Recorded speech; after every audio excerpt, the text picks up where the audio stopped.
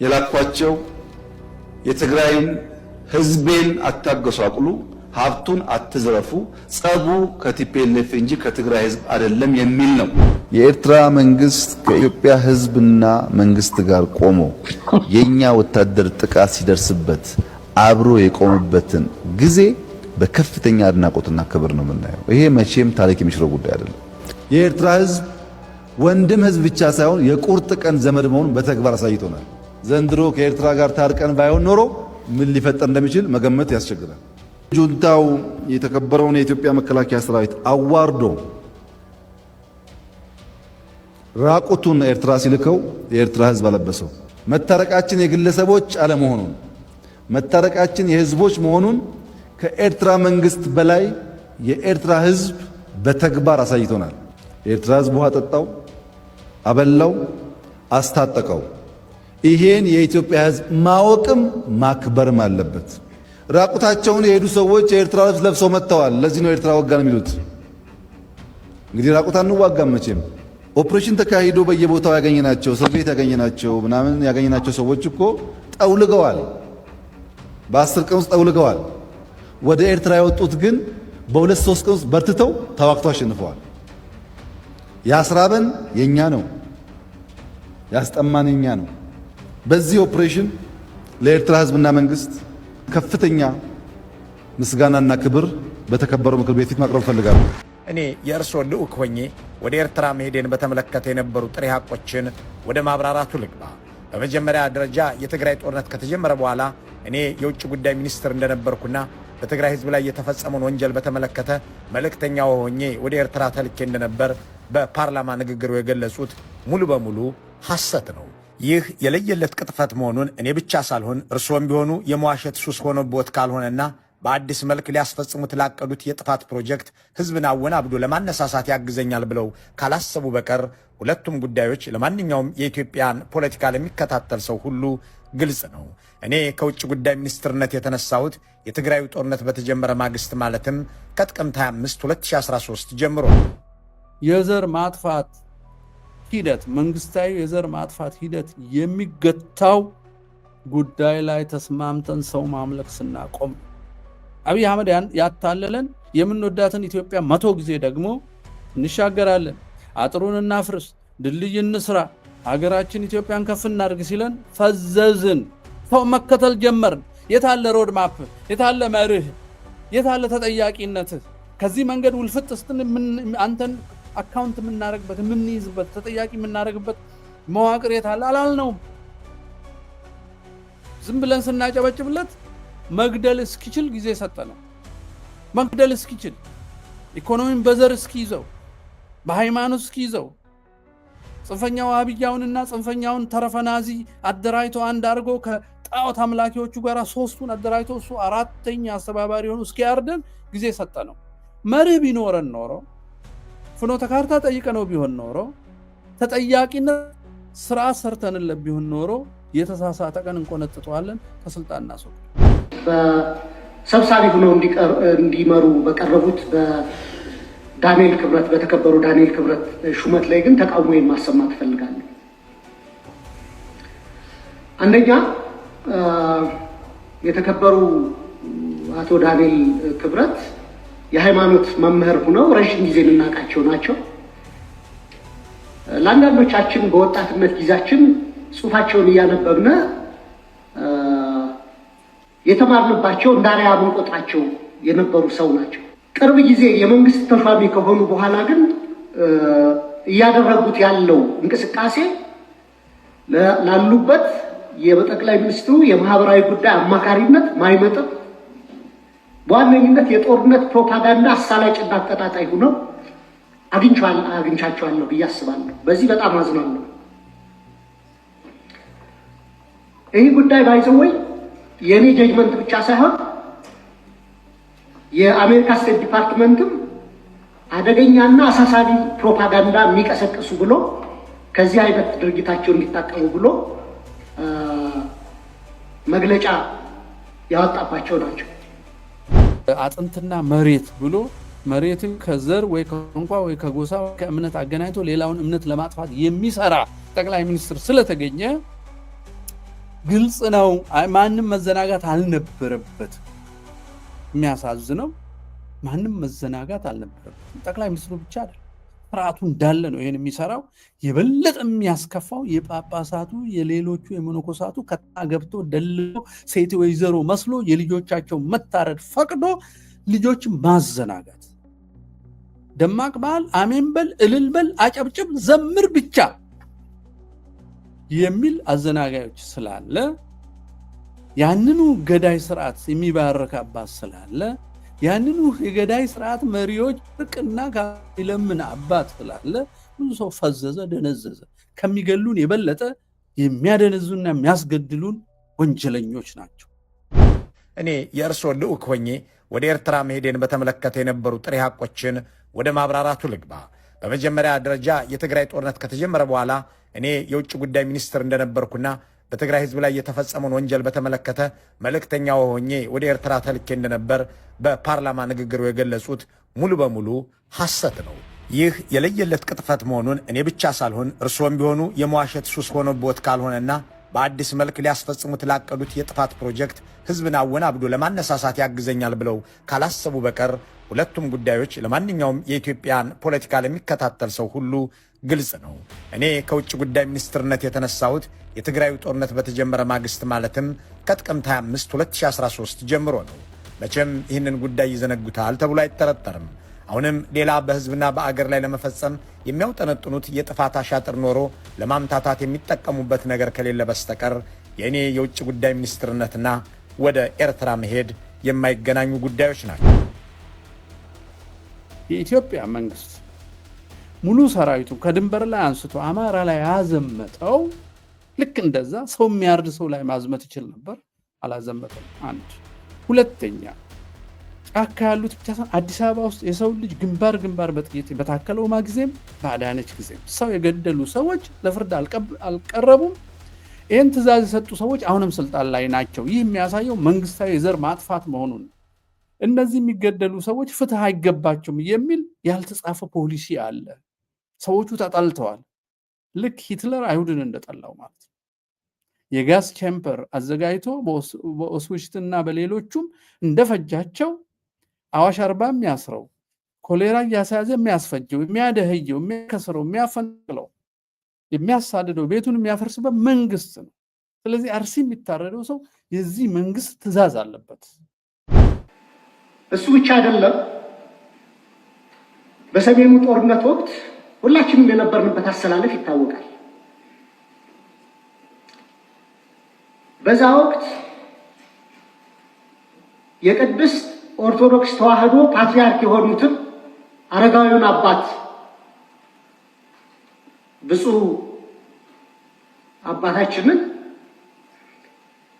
ለቤተ ክርስቲያን ለምእመኑ ድህነት፣ ለሀገር ደህንነት ስጋት ናቸው ብለው ከአንድ የሃይማኖት መምህር በማይጠበቅ ሁኔታ እኒህን አረጋዊ አባት ከፍ ዝቅ አድርገው በሚዲያ የተናገሩ ስለሆነ ብዙ ኦርቶዶክስ አማኝም በዚህ ስለተከፋ እና የኢትዮጵያ ብሮድካስቲንግ ኮርፖሬሽን ደግሞ የኢትዮጵያ ሕዝብ 10 ብር በየወሩ ከእያንዳንዱ ቤት እየተቆረጠ የሚተዳደር የቴሌቪዥን ጣቢያ ስለሆነ እንደዚህ አይነት አወዛጋቢ ሰዎች በቦርድነት እና በቦርድ አባልነትም በቦርድ ሰብሳቢነትም ከሚመሩት ይልቅ መድረኩ ተጠናቆ ከስብሰባ አዳራሽ እንደወጣን ግን ለብቻ የጠርተውኝ የነገሩኝንና ስለ ትግራይ ህዝብ ያለውትን አመለካከት በትክክል የሚያሳየውን አስተያየቶን ላስታውሶት እንዲህ ነበር ያሉኝ። ትግራዮች ከእንግዲህ ከደረሰባቸው ሽንፈት አገግመው ጠንክረው ሊወጡ ይችላሉ ብለህ አታስብ። እንዳይነሱ አድርገን ሰብረናቸዋል። ብዙ ሰው የትግራይ ህዝብ ይለኛል። የትግራይ ህዝብ ከማን ይበልጣል? እንዳይነሳ አድርገን አድቅቀነዋል። በቀጣይም ይበልጥ እናደቀዋለን። መሸነፍ ከባድ ስለሆነ ከእንግዲህ ያ የምናውቀው ትግራይ ተመልሶ አይመጣም የሚል ነበር። ህዳሴን ከጀመርን ጀምሮ ከዲያስፖራ፣ ከባለ ሀብት፣ ከመምህር፣ ከሰራተኛ፣ ከምናምን ከሁሉ ከአርሶ አደር የሰበሰብነው ማክሲመም 12 ቢሊዮን ብር ነው የሚሆነው። እዛ ያፈሰስነው ግን አሁን 100 ቢሊዮን ገደማ ደርሷል። ኢሚንት ናት ማለት ነው። 10% እንደው ህዳሴን ጀምራችሁ ጨርሳችሁ እናንተ እኛንም ብላችሁ እያሰባችሁ እንዳይሆን ብዬ ነው። በህዳሴ ላይ አንድም ብር እርዳታ አንድም ብር ብድር ኢትዮጵያ አልወሰደችም። በጀግኖች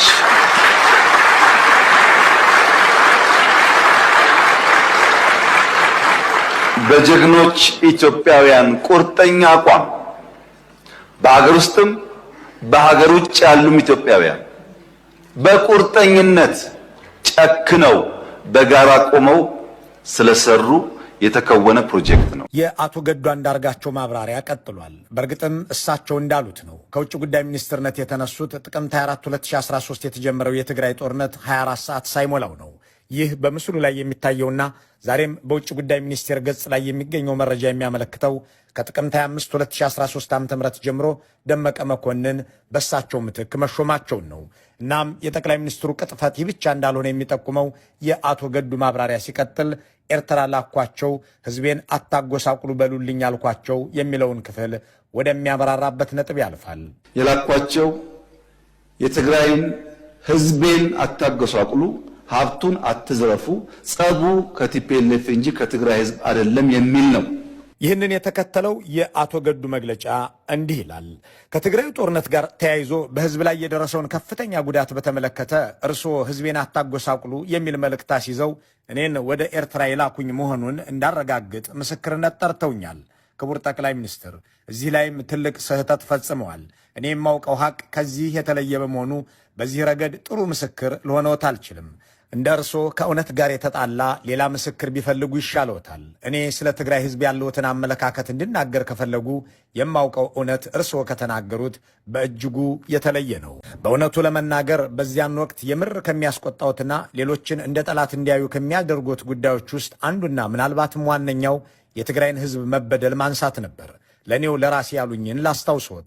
በ3 ሳምንት ውጊያ የህወሓትን ኃይል ሰባብረን መቀሌን ተቆጣጥረናል የሚለውን ደስታ ለማብሰር በተጠራው የሥራ አስፈጻሚ ኮሚቴ ስብሰባ ላይ የነበረን የግምገማ ሐሳብ መሠረት በማድረግ አንድ ሐሳብ አንስቼ ነበር።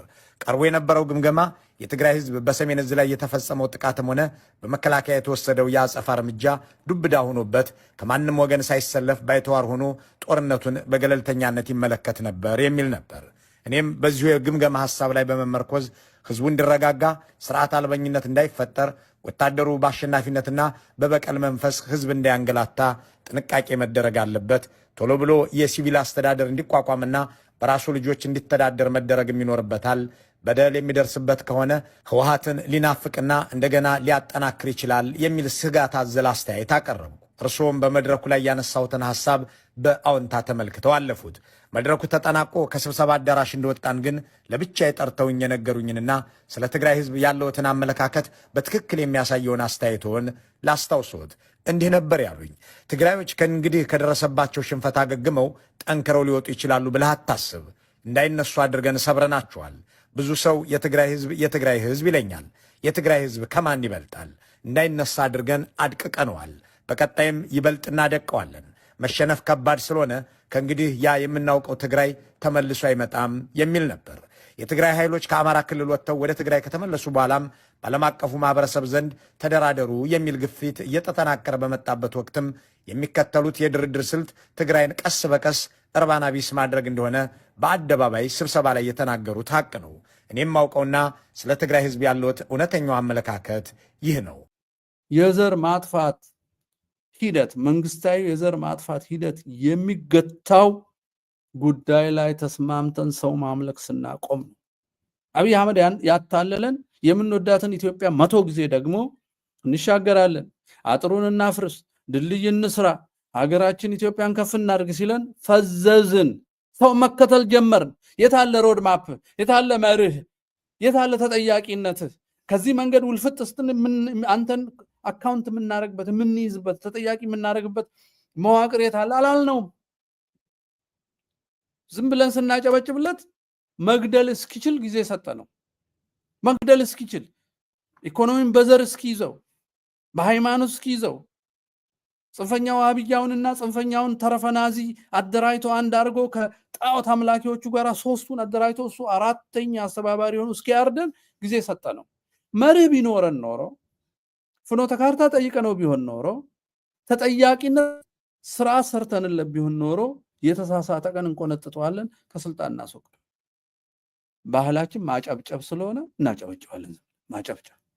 አሁን ለዚህ ለመናፍቁ ጳጳስ እንደምታጨበጭቡ ማለት ኑቲ ኦሮሞን ውዱ በት ወፍዶ በንዴቢኑ ወፍዶ በንዴቢኑ ኃጢአትም ከሆነ ትቀጥላለህ፣ ንስሐ አትገባም። ወፍዱ በንዴቢኑ ንስሐ መግባት ወፍዱ በዴቡዳ። አዳምና ሔዋን ዕፀ በለስ በሉ፣ ሞቱ፣ ተጸጸቱ፣ አለቀሱ። ወደኋላ መመለስ ነው የጠየቁት። ወዴት? ወደ ገነት። ወደፊት የሄዱት ወደ ሞት ነው የሄዱት። ለዛ እኮ ነው በሰኞ ውዳሴ ማርያም ፈቀደ እግዚእ ያግዞ ለአዳም ብዙ ነትኩ ልብ ያግቡ አበዘ ተካት መንበሩ፣ ወደ ቀደመ ክብሩ መለሰው። ቀደመ አለ እኮ። የታጣው እኮ የቀደመው ነው። ነፍሰ ገዳዮቹ ግን ቆሞ ቀር ባቂ እኩልነት በደል የሚመስላቸው ይላል። ማረድ ነው እኮ ያንተ እኩልነት፣ ማሳደድ ነው ያንተ እኩልነት፣ መፍረስ ነው ያንተ እኩልነት። በቋንቋ ስም የክርስቶስን ልጆች ከአንድ የወይን ግንድ ላይ ቆራርጦ ማድረቅ ነው ያንተ እኩልነት። ጳጳሱ በል ፖለቲከኛው በሽተኛ በግሪክ ጨርቅ ማንም ያታልህ ተጠቅልሎ የሆነ ድስት እዚህ ጋር ስላደረገ ኖ የጌታችን አክሊለ ሦህ ነው። መከራ መሸከም አለበት። እውነት መናገር አለበት። መርህ ለዛ ነው የሚጠቅመው። ቀኖና ማየት ለዛ ነው የሚጠቅመው። ዶግማቲክ መሆን ለዛ ነው የሚጠቅመው። ሰውን አይደለም የምትከተለው፣ ዶግማና ቀኖና ነው የምትከተለው። ስለዚህ አንዱ ሁለተኛው መፍትሄ የጋራ ግንዛቤ መያዝ። ተጠቂዎች የምትጠቁ ሁሉ በዘር በሃይማኖት አይደለም፣ ተጠቂነት ነው አንድ የሚያደርግ። ተጠቂዎች በሙሉ በግንዛቤያችን አንድ መሆን አለብን። ሶስተኛው ዓለም አቀፍ ተቋማት አሉ፣ የሰብአዊ መብት ምናምን የምንላቸው ሁሉም ማሸነፋችንን ሲያውቁ ነው የሚናገሩት። ሶስተኛው የስነ ልቦና ዝግጅት ከማንም ምንም አልበጠብም። ከማንም ምንም ከተገኘ መጠቀም፣ ከመጡ ይምጡ፣ እንዲመጡ መስራት አለብን። አዎ ግንዛቤ መፍጠር አለብን፣ ግን መጠበቅ የለብንም። ራሳችንን በራሳችን ለማዳን ነው መዘጋጀት ያለ። ማንም ሰው ሳይጥል ላለመውደቅ ከሞከረ ከተነሳ በግሉ ከቆረጠ ያን የወል ካደረገው ጎርፍ ነው የሚሆነው። ጎርፍ የሚጀምረው በጠብታ ነው። ጠብታው ራሱ የውሃ ጠብታ ሳይሆን ግን ጎርፍ አይሆንም። አንድ ሰው ካልቆረጠ ሁለት የቆረጡ ሰዎችን ማግኘት አይቻልም። ሁለት ሲገኙ ሶስት ሆኖ አራት ሆኖ ተቋም፣ ድርጅት፣ ህዝብ ይሆናሉ።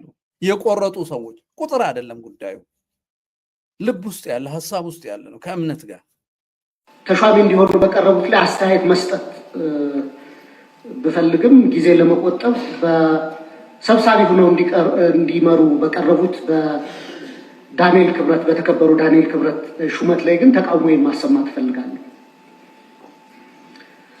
አንደኛ የተከበሩ አቶ ዳንኤል ክብረት የሃይማኖት መምህር ሆነው ረጅም ጊዜ የምናውቃቸው ናቸው። ለአንዳንዶቻችን በወጣትነት ጊዜያችን ጽሑፋቸውን እያነበብን የተማርንባቸው እንዳሪያ ምንቆጥራቸው የነበሩ ሰው ናቸው።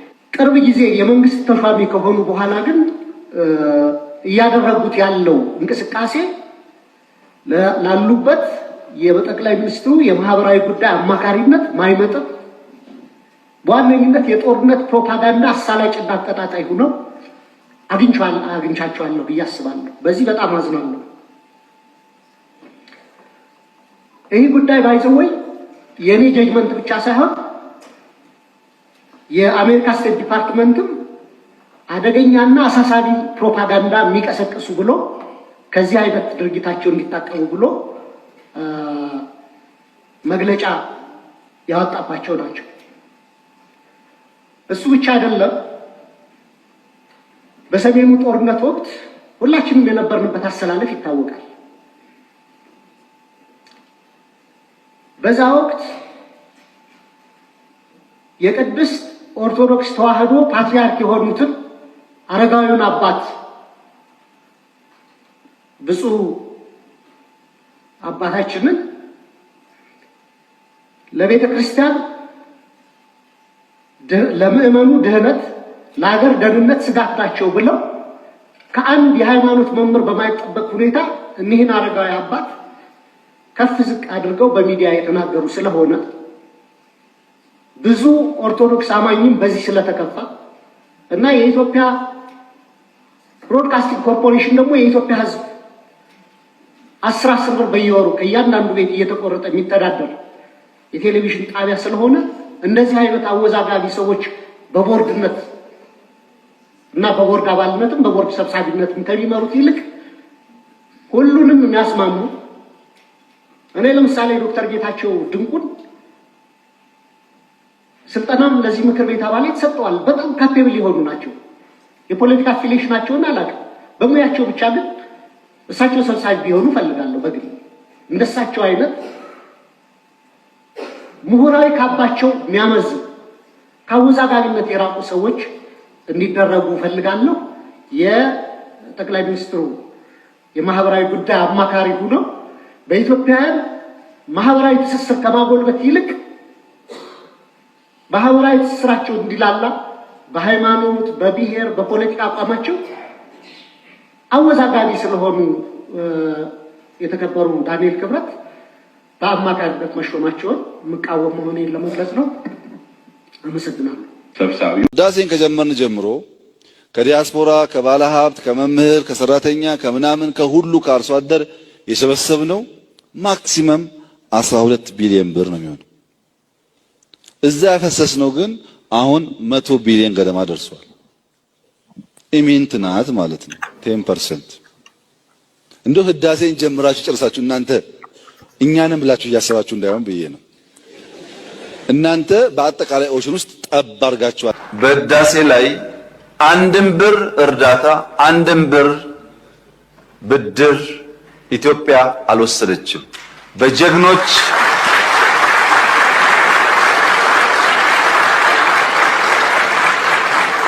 በጀግኖች ኢትዮጵያውያን ቁርጠኛ አቋም በሀገር ውስጥም በሀገር ውጭ ያሉም ኢትዮጵያውያን በቁርጠኝነት ጨክነው በጋራ ቆመው ስለሰሩ የተከወነ ፕሮጀክት ነው። የኤርትራ መንግስት ከኢትዮጵያ ህዝብና መንግስት ጋር ቆሞ የኛ ወታደር ጥቃት ሲደርስበት አብሮ የቆመበትን ጊዜ በከፍተኛ አድናቆትና ክብር ነው የምናየው። ይሄ መቼም ታሪክ የሚሽረው ጉዳይ አይደለም። የኤርትራ ህዝብ ወንድም ህዝብ ብቻ ሳይሆን የቁርጥ ቀን ዘመድ መሆኑን በተግባር አሳይቶናል። ዘንድሮ ከኤርትራ ጋር ታርቀን ባይሆን ኖሮ ምን ሊፈጠር እንደሚችል መገመት ያስቸግራል። ጁንታው የተከበረውን የኢትዮጵያ መከላከያ ሰራዊት አዋርዶ ራቁቱን ኤርትራ ሲልከው የኤርትራ ህዝብ አለበሰው። መታረቃችን የግለሰቦች አለመሆኑን መታረቃችን የህዝቦች መሆኑን ከኤርትራ መንግስት በላይ የኤርትራ ህዝብ በተግባር አሳይቶናል። የኤርትራ ህዝብ ውሃ ጠጣው፣ አበላው፣ አስታጠቀው። ይሄን የኢትዮጵያ ህዝብ ማወቅም ማክበርም አለበት። ራቁታቸውን የሄዱ ሰዎች የኤርትራ ልብስ ለብሰው መጥተዋል። ለዚህ ነው ኤርትራ ወጋን የሚሉት። እንግዲህ ራቁት አንዋጋም መቼም። ኦፕሬሽን ተካሂዶ በየቦታው ያገኘናቸው እስር ቤት ያገኘናቸው ምናምን ያገኘናቸው ሰዎች እኮ ጠውልገዋል። በ10 ቀን ውስጥ ጠውልገዋል። ወደ ኤርትራ የወጡት ግን በ2-3 ቀን ውስጥ በርትተው ተዋግተው አሸንፈዋል። ያስራበን የኛ ነው፣ ያስጠማን የኛ ነው። በዚህ ኦፕሬሽን ለኤርትራ ህዝብና መንግስት ከፍተኛ ምስጋናና ክብር በተከበረው ምክር ቤት ፊት ማቅረብ ፈልጋለሁ። በትግራይ ውጊያ ሲጀመር የመጀመሪያው ዙር ውጊያ ሽሬ ካስለቀቅን በኋላ